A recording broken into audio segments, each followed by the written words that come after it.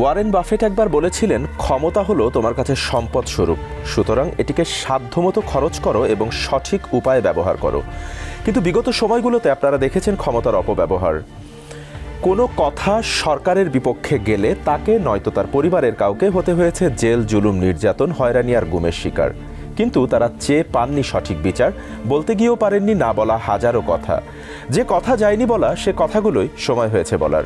এসএটিভির এই প্ল্যাটফর্মে কথা বলবেন আপনি, শুনবে গোটা বিশ্ব। আর এই আয়োজন নিয়ে আপনাদেরকে আমন্ত্রণ জানাচ্ছি আমি বাপ্পি খান।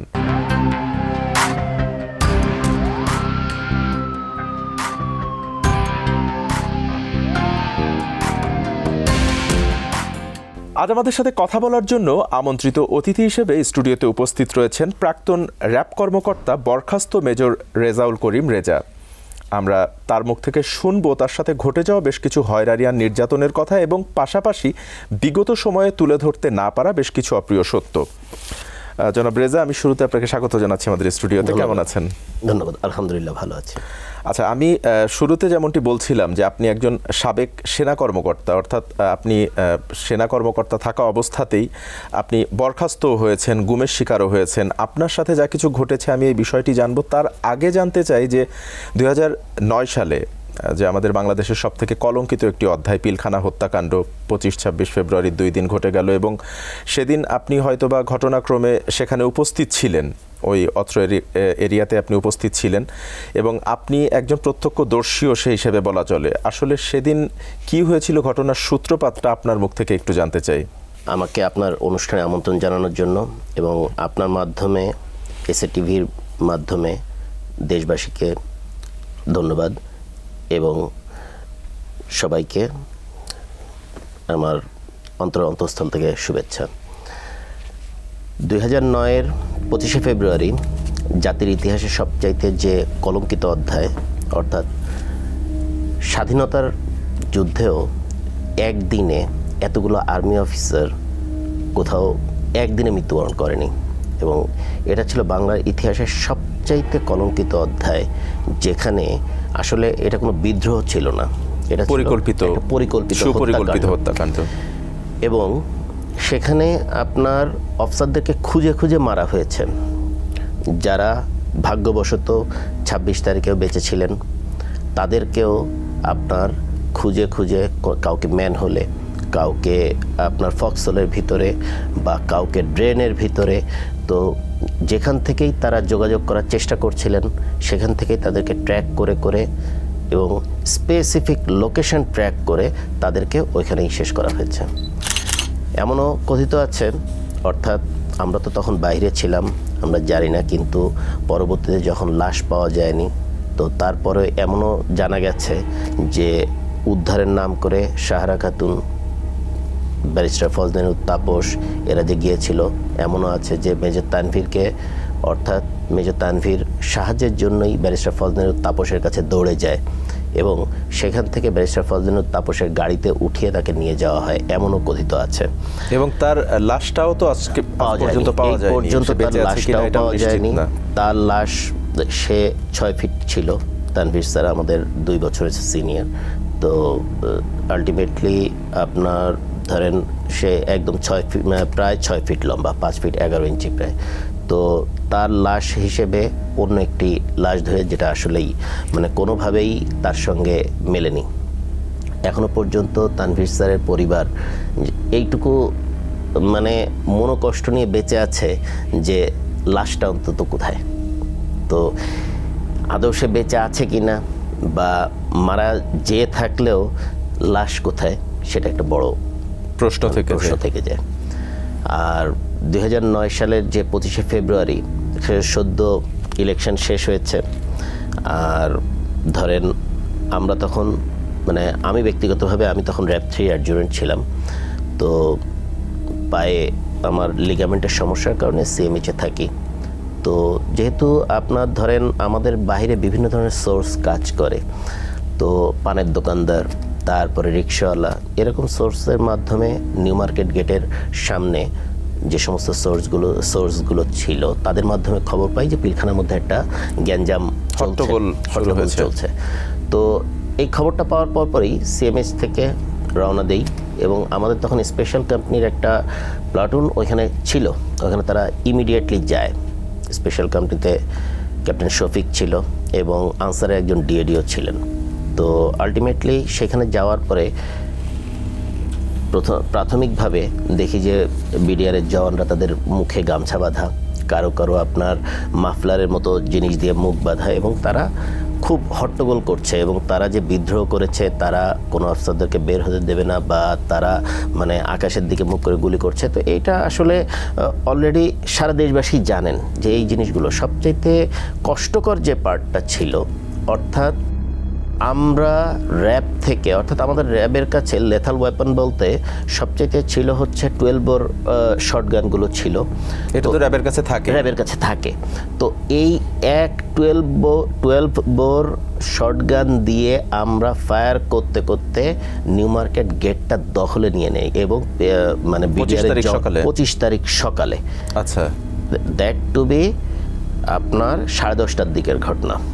আমরা এই নিউ মার্কেট গেটটা, যেটা পাশ দিয়ে আপনার ওই যে সোনা কারিগরদের গলিটা গেল এবং ওই হাসপাতাল গেট যেটাকে বলে আর কি, তো ওটা আমরা দখলে নিয়ে নিই এবং আমরা বলি যে আমরা ওয়েল কেপেবল এনাফ যে এই গেটটা মেনটেন করার জন্য। ওইদিকে আপনার জিগাতলা গেটে যেটা হচ্ছে রাইফেলস স্কোয়ার গেট যেটা বা আপনার মেইন গেট যেটা, তো ওইখানে র্যাব 2 এর দায়িত্বপূর্ণ এলাকা ছিল। তো আলটিমেটলি র্যাব 2 এর সিওর বক্তব্য অনেকেই শুনেছে, জামান স্যারের বক্তব্য। তো আলটিমেটলি র্যাব ক্যাপাবল ছিল যে গেটগুলো সম্পূর্ণভাবে নিয়ন্ত্রণ নেয়ার, কিন্তু র্যাবের এডিজি কর্নেল রেজানুর খান দিদেন এডিজি, উনি স্পষ্টভাবে এতটাই ফিউরিয়াস হয়ে যান এবং দেন অ্যান্ড দেন আমাদেরকে ফল ব্যাক করেন এবং আমাকে সঙ্গে সঙ্গেই কেন আমি ফায়ার ওপেন করেছি। এখানে সবচেয়ে মজার ব্যাপারটা হচ্ছে যে আমি যখন আর্মিতে ঢুকেছি তখন ফার্স্ট যেই এটা রুলস অফ এনগেজমেন্ট, অর্থাৎ আর্মি ট্রেনিংয়ে আপনার ফার্স্ট যে কমন কোশ্চেন যে রুলস অফ এনগেজমেন্ট, অর্থাৎ আমার দিকে কেউ যদি গুলি ছোড়ে আমি পাল্টা গুলি ছুড়বেন। জি, এটাতে কারো পারমিশন নেওয়ার কোনো প্রয়োজনও নাই। জি, কোনো প্রয়োজনও নাই। যখন আমি প্রথমে অ্যাটাক, তখন আমি অবশ্যই তাকে এনগেজ করব পাল্টা গুলি দিয়ে। সুতরাং আমার আদতেই যে কারো অর্ডারের জন্য অপেক্ষা করতে হবে, কারো মানে পারমিশনের জন্য অপেক্ষা করতে হবে, টোটালি আনভ্যালিড। তো আপনার যখন এই জিনিসটা হলো তখন আমাদেরকে আপনার ফল ব্যাক করানো হলো, যেটা হচ্ছে নীলক্ষেতের গেটে যে চৌরাস্তা যেটা, ওইখানে নিয়ে এসে আমাদেরকে বলা হলো যে কোনোভাবে নিউ মার্কেট যেন ক্রস না করে র্যাব, যেটা আমার র্যাব 3 ক্ষেত্রে ঘটেছিল। অর্থাৎ আমি একটু ইন্টারাপ্ট করি, আপনারা হচ্ছে ওই গেটটা দখলে নিয়ে নেবার পরও আপনাদেরকে ওখান থেকে পিছু হটানো হয়। আচ্ছা, এবং খুব বাজে ভাষায় মানে স্যার মানে বকাবাদ্য করেন যে কে তোমাকে পারমিশন দিয়েছে এটা মানে গেট দখল করার জন্য। তো আলটিমেটলি আমাদের সিও তখন কর্নেল জাকির ছিলেন, একদমই নতুন এসছেন র্যাবে, তো উনিও অতটা ডিসিশন মেকিং প্রসিডিউরের মধ্যে আসলে অভ্যস্ত ছিলেন না র্যাবের কার্যক্রমের মধ্যে। তো আলটিমেটলি সরাসরি এডিজি এটা ডিল করছিলেন। আচ্ছা, আর রেজানুর খান, যার কথা কর্নেল রেজানুর খান, পরবর্তীতে উনি মারাত্মকভাবে পুরস্কৃত হয়েছেন। উনি বাহাউদ্দিন নাসিমের ছোট মানে ভাই হিসেবেই পরিচয় দিতেন, আওয়ামী লীগের এমপি, এবং পরবর্তীতে তিনি অ্যাম্বাসেডর হিসেবেও পুরস্কৃত হয়েছেন শেখ হাসিনার থেকে। আচ্ছা, তো আলটিমেটলি এরপরে সঙ্গে সঙ্গে আমি যেহেতু কমান্ডো ছিলাম, যদিও আমার মেজর র্যাঙ্ক ডিউ হয়েছিল, তো আমি আমার অলরেডি পোস্টিং হওয়ারও কথা ছিল, যেটা আমাকে মাদার ব্যাটালিয়ন অর্থাৎ কমান্ডো ব্যাটালিয়নে ফেরত পাঠানোর কথা। তো আলটিমেটলি দেন অ্যান্ড দেন ওই সময় আমাকে স্ট্যান্ড রিলিজ করা হয়। যে কেন আমি এই গেট দখল করেছি, আমাকে র্যাব 3 থেকে স্ট্যান্ড রিলিজ করা হয় এবং আমাকে আমার মাদার ব্যাটালিয়ন অর্থাৎ কমান্ডো ব্যাটালিয়নে ফেরত পাঠানো হয়।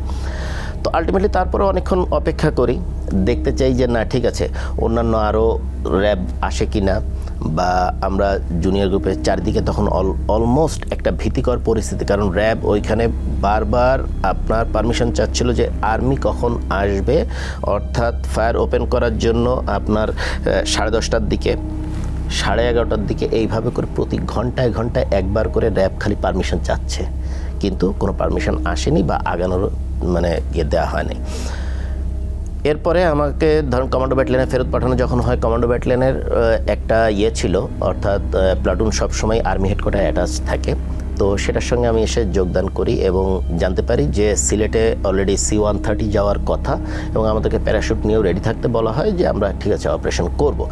এখন আপনার ধরেন জুলাই আন্দোলনে শেখ হাসিনা র্যাবকে দিয়ে হেলিকপ্টার থেকে গুলি করিয়েছে। তো তখনও কিন্তু সকাল 9:30টার সময় হেলিকপ্টার দিয়ে গুলি করে আপনার কোয়ার্টার গার্ড থেকে যখন অস্ত্র বের হয় তখন কিন্তু গুলি করা যেত, পরিস্থিতি নিয়ন্ত্রণে নেওয়া যেত। কিন্তু সেই ধরনের কোনো, আপনারা কিছুদিন আগেই আপনার 36 আওয়ার্স অফ বিট্রিয়াল, যেটা আপনার সংস্কৃতি মন্ত্রণালয় থেকে মানে ইদানিং বের হয়েছে একটা মানে ডকুমেন্টারি, তো এতে নিশ্চয়ই তাদের কথোপকথনগুলো শুনেছেন যে শেখ হাসিনা কতটা কুল ব্লাডেড কিলারের মতো সে ঠান্ডা মাথায়। এটা মূলত আসলে কার বা কাদের স্বার্থ রক্ষার্থে এটি করা হয়েছে এবং ঘটনার নেপথ্যে কে বা কারা কারা সরাসরি জড়িত ছিল, যেহেতু আপনি একজন প্রত্যক্ষদর্শীও ছিলেন, একজন সাবেক সেনা কর্মকর্তা। জিনিসটা হচ্ছে বাপ্পি ভাই, এইখানে শুধুমাত্র দেশের মীর জাফররা ছাড়াও আসলে বাহিরের একটা শক্তিও জড়িত ছিল এবং এই শক্তিটার আসলে বাহিরের শক্তিটার জন্য যে অকাট্য প্রমাণগুলো, সেটার আগে আসলে বহিঃশত্রুর থেকে আমাদের ভিতরের শত্রু আরও বেশি মাত্রায় ছিল যারা তাদেরকে সাহায্য করেছিল।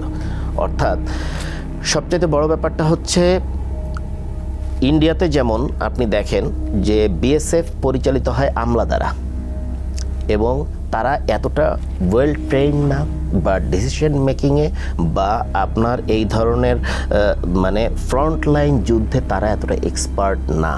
কিন্তু বাংলাদেশে বিডিআর বা বর্তমানে বিজিবি তারা আর্মি অফিসার দ্বারা পরিচালিত হয় এবং তাদের সব ধরনের অফেন্সিভ অ্যাকশন বলেন বা সব ধরনের মানে ইন্টারাকশন বলেন, সব কিছুই সাধারণত আর্মির রুলস অ্যান্ড রেগুলেশনস দ্বারাই পরিচালিত হয়, যেটা কখনো আমলাদের সঙ্গে যায় না, যেটা তারা খুব ফাস্ট রিয়্যাক্ট করে।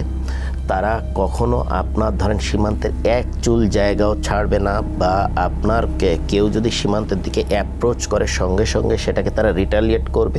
তো এই ধরনের অ্যাপ্রোচগুলো যখন আপনার বিডিআর বা বিজিবির মধ্যে ছিল তখন আপনারা রৌমারী পদুয়ার ঘটনা জানেন এর আগে।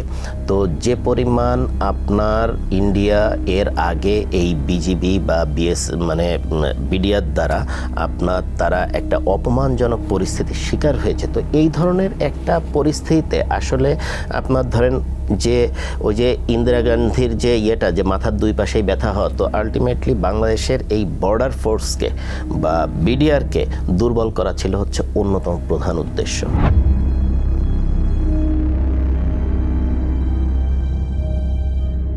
আপনি এই যে বলছিলেন কথা বলার একটি পর্যায়ে যে কর্নেল রেজানুর খান সহ এরকম যারা আরও অনেকেই ছিলেন যে এই বিষয়টাতে সরকারকে ওই সময় সহযোগিতা করেছিলেন, অনেকেই পুরস্কৃত হয়েছেন এবং আপনারা যারা ছিলেন, যারা হচ্ছে বিষয়টা চেয়েছিলেন প্রতিহত করতে, আপনাদেরকে হচ্ছে বিভিন্নভাবে হয়রানির শিকার হতে হয়েছে এবং আপনি গুমও হয়েছিলেন।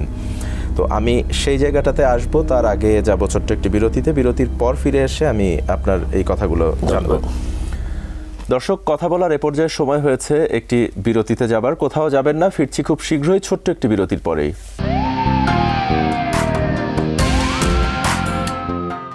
বিরতির পর আরও একবার স্বাগত জানাচ্ছি। আপনারা দেখছেন যে কথা যায়নি বলা। আমাদের সাথে কথা বলছিলেন প্রাক্তন র্যাব কর্মকর্তা বরখাস্ত মেজর রেজাউল করিম রেজা। আমি বিরতিতে যাবার আগে আপনাকে যেটি বলছিলাম যে এই যে এত বড় একটি ঘটনা ঘটে গেল, আপনারা সেখানে প্রত্যক্ষদর্শী ছিলেন এবং অস্ত্রসহ ছিলেন, চাইলে বিষয়টা প্রতিহত করা যেত। সময় মতো যদি আসলে ব্যবস্থা গ্রহণ করা যেত তাহলে তো এতগুলো অফিসারের প্রাণ নিশ্চয়ই যেত না এবং 2 দিন ধরে সেখানে কিলিং মিশন পরিচালনা করা হলো।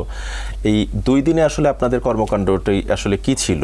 আমাদের কাছে সব ধরনের ব্যবস্থাই ছিল, অর্থাৎ অস্ত্র ছিল, গোলাবারুদ ছিল, আমাদের বুকে সাহসও ছিল আমাদের ভাইদেরকে রক্ষা করার।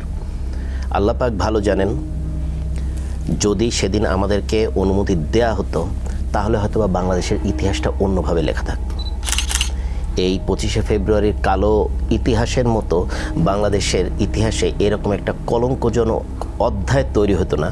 অর্থাৎ এই বাংলাদেশ সেনাবাহিনীর অফিসারদের মধ্যে এতটা অবিশ্বাস, এতটা অনাস্থা বা অর্থাৎ এই পিলখানা ঘটনার মতো একটা ন্যাক্কারজনক ঘটনার পর থেকে এরকম একটা স্বৈরাচার হাসিনার হয়তোবা জন্ম হইতো না।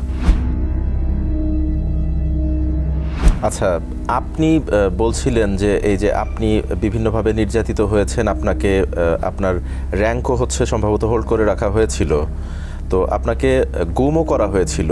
এই ঘটনাটার সূত্রপাতটা এবং পাশাপাশি আর একটা বিষয় জানতে চাই যে ব্যারিস্টার শেখ ফজলেনুর তাপসকে হত্যার অভিযোগে আপনি সহ 5 জন সেনা অফিসারকে বোধহয় সম্ভবত দায়ী করা হয়েছিল বা দোষী সাব্যস্ত করা হয়েছিল। এই বিষয়টা যদি একটু পরিষ্কার করেন। সংক্ষেপে বলতে গেলে বাপ্পি ভাই, এখানে কেন আমরা এই 5 জন, অর্থাৎ 25শে ফেব্রুয়ারি 2009-এর পর আমাকে যখন স্ট্যান্ড রিলিজ করা হয়, আমাকে তখন কমান্ডো ব্যাটালিয়নে ফেরত পাঠানো হয়। এরপরে আপনারা সবাই জানেন যে 27 তারিখে কমান্ডোরা যায়, এবং এর আগের যে ঘটনাগুলো যে আমরা বারবার যাওয়ার জন্য চেষ্টা করি কিন্তু আমাদেরকে আটকে রাখা হয়। আবাহনী মাঠে দেখা যাচ্ছে জুনিয়র অফিসাররা সারা বাংলাদেশ থেকে যত জুনিয়র অফিসার ডেপুটেড হয়ে আপনার MISTতে আসে বা বিভিন্ন মেসে আসে, তো এই ধরনের অফিসাররা সবাই গ্যারিসন থেকে বের হয়ে আসে এবং সবাই আবাহনী মাঠে আমাদের সঙ্গে যুক্ত হয়, এবং আমরা আপনার অফেন্সিভ অ্যাকশনের জন্য বারবার ট্রাই করি। সেখানে আপনার আমাদেরকে DGFI অফিসার বলতে দিদেন, পরবর্তীতে কিছুদিন আগে আপনার রিটায়ারমেন্টে গিয়েছে মেজর জেনারেল সালে, যে আপনার BMTF পুরো মানে ডিজি হিসেবে রিটায়ারমেন্টে গিয়েছে। তো আপনার এরপরে ইমরুল কায়েস ছিল, দিদেন পররাষ্ট্র সচিব মিজারুল কায়েসের ভাই। তো এরা আমাদেরকে আটকে দেয়, এবং ব্যাপারটা কি ছিল, বারবার শুধু জেনারেল হাকিম উনি আমাদেরকে দাঁড়া করে রেখে, যখন আমরা কমান্ডোরা বলি ঠিক আছে আমরা প্রথাগত আর্মির বাহিরে আমরা আমাদের সিস্টেমে অপারেশন করতে চাই, আর্মি না যাক আমরা কমান্ডোরা যাই, তখন জেনারেল হাকিম শেষ মুহূর্তে আমাদেরকে আটকান এবং উনি করেন কি, সামনে গাড়িটা রেখে উনি পালায় যান। এবং এইটাই ইতিহাসে প্রথম, হয়তোবা আল্লাহ পাক ভালো জানেন, যে কোনো যুদ্ধের কমান্ডার সে সামনে তার পিছনে তার পুরো সেনাবাহিনীকে আটকে রেখে সে নিজেই পালিয়ে গেছে। তো এই জেনারেল হাকিমও পরবর্তীতে অনেকভাবে পুরস্কৃত হন। এবং আমাদেরকে কিভাবে করা হয় এটা আসলে আল্লাহ পাক ভালো জানেন। আমরা যারা বিভিন্নভাবে বিভিন্ন জায়গা থেকে প্রতিবাদ করেছিলাম, যেমন আমার লিগামেন্টের সমস্যা ছিল, আমার মেজর র্যাঙ্ক ডিউ হয়ে গেছে, কমান্ডো ব্যাটালিয়নে মেজরের পদ খালি নেই, তখন আমাকে কিন্তু পোস্টিংও করা হয়। আমাকে কমান্ডো ব্যাটালিয়ন থেকে পোস্টিং তখন দেওয়া হয়নি বা পাঠাতে দেওয়া হয়নি, আমাকে বাধ্যতামূলকভাবে আমাকে পিলখানা দিয়ে রাখা হয়। পিলখানাতে সিকিউরিটি প্লাটুন কমান্ডার হিসেবে রাখা হয়। ফজলেনুর তাপসকে আপনারা হত্যার চেষ্টা করেছিলেন, এই বিষয়টিকে এখানে কিভাবে জড়িত করা হয়, এখানে আপনাকে এটার জন্য কি ফল ভোগ করতে হয়েছে? আমি আপনার বিষয়টাতেই যদি আসি সরাসরি। এখানে জিনিসটা হয়েছে বাপ্পি ভাই, ফজলেনুর তাপস উনি শেখ পরিবারের সদস্য ছিল। তখন আপনারা জানেন যে বঙ্গবন্ধু পরিবারের আজীবনের নিরাপত্তার একটা আইন পাশ করা হয়, এই ঘটনাটার পরে কিন্তু পাশ করা হয়। তো আমাদের কাছে সবচেয়ে বড় যে জিনিসটা ছিল, হ্যাঁ আমাদের কাছে অনেক তথ্য প্রমাণ ছিল, ব্যারিস্টার ফজলেনুর তাপস, আজম, নানক এরা সরাসরি জড়িত ছিল বিডিআর হত্যাকাণ্ডের সঙ্গে, সরাসরি একেবারে প্রত্যক্ষভাবে জড়িত ছিল। ফজলেনুর তাপসের বাসায় কয়জন পর্যন্ত মেরে ফেলার মানে অনুমতি ফজলেনুর তাপস দিয়েছে, যে হ্যাঁ ঠিক আছে 4-5 জনকে মেরে ফেলতে পারো। তারপরে কতবার ফজলেনুর তাপস আপনার পিলখানার ভিতরে মসজিদে বসে মিটিং করেছে, কতবার তারা নানক সাহেবের সঙ্গে যোগাযোগ করেছে, কতবার আপনার বাহিরে তাদের সঙ্গে মিটিং হয়েছে, সান্তুরে মিটিং হয়েছে, তারপরে বিভিন্ন জায়গায় মিটিং হয়েছে। তো এই ধরনের অল তথ্য প্রমাণ আমাদের কাছে ছিল তখন। এবং এই জিনিসগুলো যখন 1 এপ্রিল, 25শে মার্চ গেল, তারপর 25শে ফেব্রুয়ারি গেল, পয়লা মার্চ যখন সেনাকুঞ্জে শেখ হাসিনা আসে, তখন আমরা শেখ হাসিনাকে বলি যে আপনার ভাইপোকে জিজ্ঞাসাবাদ করার অনুমতি দেন। তখন যে সে খুব ফিউরিয়াস হয়ে যায়। ওকে, এইবার আমি ছিলাম পিলখানা আপনার যে সিকিউরিটি মানে আছে, অর্থাৎ কমান্ডো ব্যাটালিয়নের কমান্ডো প্লাটুনের প্লাটুন কমান্ডার ছিলাম। আমার 2IC হিসেবে ছিল রাজীব, মানে ক্যাপ্টেন রাজীব। দেন ওই পিলখানাতেই আপনার টেকনাফ ব্যাটালিয়ন থেকে পোস্টিং করে আনা হয় যিনি এই বিদ্রোহ থেকে বেঁচে ফেরত আসে, মেজর হেলাল, যিনি অপারেশন G2 অপারেশন ছিলেন। তারপরে G3 অপারেশন ছিল ক্যাপ্টেন ফুয়াদ, এবং আপনার আমার কোর্সমেট মাঝার যে মারা যায় এডিসি ছিল শাকিল স্যারের, তো তার জায়গায় আপনার নিয়ে আসা হয় ক্যাপ্টেন সুবাইলকে। তো এরা সবাই কিন্তু প্রতিবাদী কণ্ঠ ছিল, এবং এই ফুয়াদ বলেন, রাজীব বলেন, এরা সব এমআইএসটি থেকে চলে আসে। ফুয়াদ, রাজীব, সুবাইল তিনজনই এমআইএসটিতে ছিল, এবং তারা আবাহনী মাঠে জেনারেল হাকিমের সঙ্গে গ্যাঞ্জাম করে।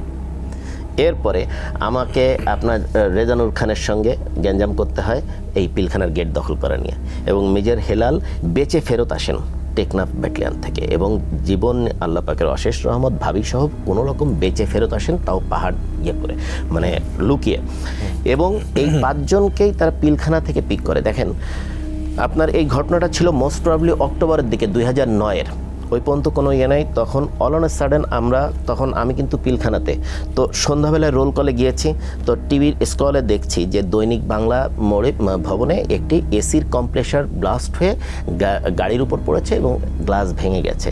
এটাই ছিল ঘটনা, এবং এটা এক্স্যাক্টলি রাতারাতি 2 দিনের মধ্যে এটা বোমা হামলা হয়েছে। এবং সেই প্রেক্ষিতে আপনার বঙ্গবন্ধুর খুনি, যেমন মেজর ডালিমের ভাই, তারপরে বজলুর রশিদের ভাগিনা, তারপরে কর্নেল রশিদের মেয়ে মেহনাজ রশিদ, তাদেরকে গ্রেফতার করে, এবং তাদের 6 জন কি 7 জনকে গ্রেফতার করে রিমান্ড চলে। অল অন এ সাডেন 3 মাস 2 মাসের মধ্যে, 2 মাসও না, প্রায় আপনার কিছুদিন, আরও 2 সপ্তাহের মধ্যে, 2 মাস বলছি, 2 সপ্তাহের মধ্যে এটা হয়ে যায় যে আর্মি অফিসারদের, কিছু আর্মি অফিসার তাদের মনের মধ্যে ক্ষোভ ছিল ব্যারিস্টার তাপসের উপরে বা আজমের উপরে বা নানকের উপরে, যে তারা এরকম আক্রমণ করেছে এবং তারা বঙ্গবন্ধুর করার চেষ্টা করছে, টাইপের করার চেষ্টা করছে, বঙ্গবন্ধুর খুনিদের দোষর। আপনি যে গুম হয়েছিলেন সেটা কি এই ঘটনার পরিপ্রেক্ষিতে, সেই বিষয়টাতে একটু আসতে? এক্স্যাক্টলি, এই ঘটনার পরে আপনার আসলে ঘটনাটা তৈরি করতে হবে ভাই। জি জি, একটা গল্প লেখার আগে এটার প্রেক্ষাপট তৈরি করতে হবে, স্ক্রিপ্টিং করতে হবে। তো আমার অলরেডি পোস্টিং হয়ে গেছে, আমাকে ফেয়ারওয়েল দিয়ে দিয়েছে। আমি পরবর্তী দিন সকালবেলায় মেজরের র্যাঙ্ক পড়ব, জাস্ট সন্ধ্যার পরে আমাকে পিলখানা থেকে, অর্থাৎ আপনি ক্যাপ্টেন থেকে মেজরের র্যাঙ্ক অলরেডি চিঠি এসছে, আমি পোস্টিং হয়ে চলে যাচ্ছি রাজশাহীতে। তো এতদিন ছাড়েনি। আচ্ছা, তো ফেয়ারওয়েল দিয়েছে, এবং ওই দিন সন্ধ্যাতেই আমাকে এসে কালো গ্লাসের গাড়িতে তুলে নিয়ে যায়। ডিজিএফআই ডাকছে, ডিজিএফআই অফিসার কথা বলবে, নিয়ে যায়। কোথা থেকে এবং কারা নিয়ে? পিলখানার ভিতর থেকে। আচ্ছা, পিলখানার ভিতর থেকে আপনার একটা হাইস গাড়ি আসে, পিলখানার ভিতরেই হাইস গাড়ি ঢোকে, এবং আমরা ছিলাম জেসিওস মেসে। তো ওইখান থেকেই আমাকে বলে, তো আমার রানার এসে বলে, স্যার আপনার সঙ্গে একটু কথা বলতে চাচ্ছে, ডিজিএফআই থেকে এসছে। আমি যাওয়ার পরে বললো, স্যার আপনাকে একটু যেতে হবে ডিজিএফআই হেডকোয়ার্টার। আমি আমার সিওকে জানাই, তো সিও ছিল কর্নেল আনোয়ার। তো আনোয়ার স্যার বলেন যে ঠিক আছে তুমি যাও, আমি দেখি খোঁজ নিয়ে দেখছি। তো আমি গাড়িতে ওঠার পরপরই আমাকে বলে, স্যার কিছু মনে করবেন না, চোখ বেঁধে ফেলতে হবে। আচ্ছা, আপনাকেও চোখ বেঁধে ফেলে। এবং this is the first time আমি আসলেই আমি বুঝতে পারছিলাম কি হচ্ছে, কারণ কোনো ইউনিফর্ম অফিসারকে চোখ বেঁধে, কারণ তারপরেই কিন্তু হাসিন স্যারকে, আমাদের এই ঘটনার পরেই হাসিন স্যারকে গুম করে। ইউনিফর্ম অবস্থায় ছিলেন? ইউনিফর্ম অবস্থায় ছিলাম আমি। আচ্ছা, আমি তখন ইউনিফর্ম পরা অবস্থায়, কেবল সন্ধ্যার রোল কল নিয়েছি, যে সবাইকে জড়ো করে সন্ধ্যার রোল কল নিয়েছি। তো চোখ বেঁধে ফেলে, তারপরে মাথা ঢেকে দেয় এবং হাত পিছনে বেঁধে ফেলে, অর্থাৎ 7 দিন পর্যন্ত বুঝতে পারিনি। ইসের নিয়ে আসে, মানে একটা রুমের মধ্যে, সেখানে কাপড় চোপড় খুলতে বলে, হাসপাতালের ড্রেসের মতো ড্রেস পরায়। তো চোখ বাঁধা ছিল, হাত বাঁধা। তো এক্স্যাক্টলি 7 দিন শুধু খাবারের সময় একটু খালি চোখ ইয়ে করতো এবং খাবারটা দিত। তো বারবার খালি মানে এইটাই জিজ্ঞাসা করতাম যে কারণটা কি, এবং অন্তত আমার বাসায় যেন খবরটা দেয়া হয়। তো আমার আর কোনো ভাই বোন নাই ভাই। তো আমার মাও দেখা যাচ্ছে 1 ঘন্টা 2 ঘন্টা পর পর ফোন দিত। তো মানে আমি সবচাইতে বেশি কষ্ট যে আমার ছেলেটার বয়স তখন মাত্র আপনার 1.5 বছর, তো ব্রেস্ট ফিডেড বেবি।